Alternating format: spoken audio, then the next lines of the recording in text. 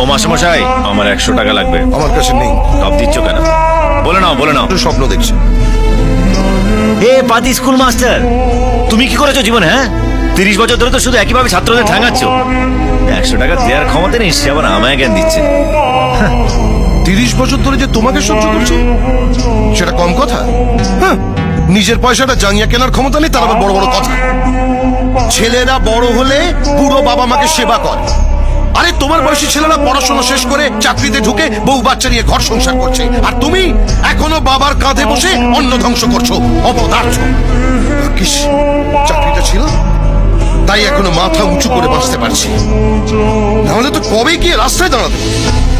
তুমি জানো মাসে কবার আমায় ডাক্তারখানা যেতে হয়? চোখে ছানি পড়েছে, হাঁটুর ব্যথায় বেশিক্ষণ দাঁড়িয়ে থাকতে পারি না, সুগার 400 ছাড়িয়েছে, আর পড়ে গেলে মুখে আগুনটা অন্তত দিও। তোমার মতো ছেলের কাছ থেকে এর বেশি আর কি আশা করা যায়?